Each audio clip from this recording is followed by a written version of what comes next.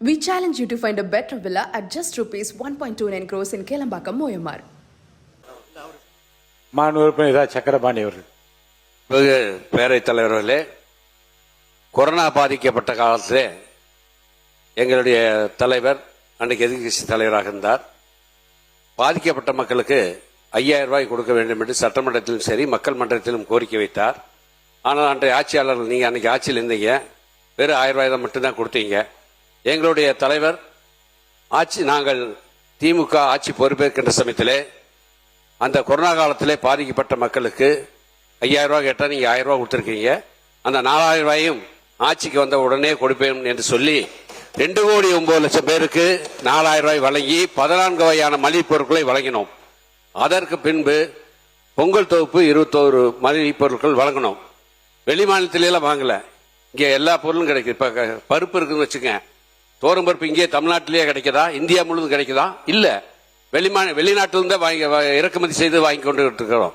அதனால எல்லா பொருளுமே தமிழ்நாட்டில் கிடைக்கும்ங்கிறது இல்லை, இந்தியாவில் கிடைக்கும்ங்கிறது இல்லை. வெளிநாட்டிலையும் வாங்குற, வெளி மாநிலத்தில் வாங்க வேண்டிய சூழ்நிலை இருக்கிறது என்பதை மாண்புமிகு அமைச்சர்களுக்கு நான் தெரிவித்துக் கொள்கிறேன். இல்ல மாண்பு உறுப்பினர் இல்ல என்ன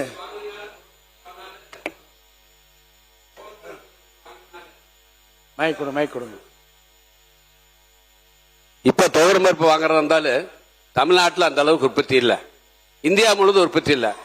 வெளிநாட்டில இருந்து இறக்குமதி செஞ்சு வாங்கிட்டு இருக்கிறோம். நாங்களும் வாங்கணும், நீங்களும் வாங்கினீங்க முதல்ல உங்க ஆட்சி காலத்துல. இப்ப வாங்க போறது அப்படித்தான் வாங்கிட்டு இருக்கிறோம். ஏன்னா அந்த அளவுக்கு விளைச்சல் இல்லை. அதனால நீங்க ஒரே தமிழ்நாட்டிலே எல்லா பொருளும் கிடைக்குங்கிறது சாத்தியம் இல்லை என்பதை இந்த நேரத்தில் தெரிவித்துள்ளோம். மாண்புமிகு உறுப்பினர் SP வேலுமணி அவர்கள். மாண்புமிகு பேரவைத் தலைவர் அவர்களே, மணி 3 தாண்டி போயிட்டு இருக்கு.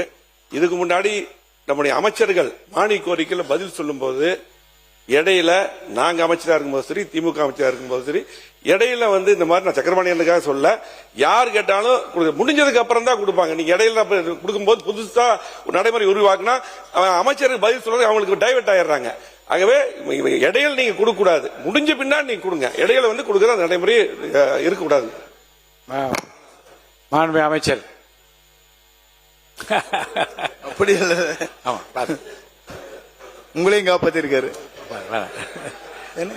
ஏனே அதான் அவர் சொல்லிட்டாரு, கடைசியில் கேட்டுருங்க. இல்ல கடைசியில் கேட்டுருங்க ப்ளீஸ். இல்ல கடைசியில் கேட்டுருங்க. மாண்புமிகு அமைச்சர் பேச சொல்லுங்க.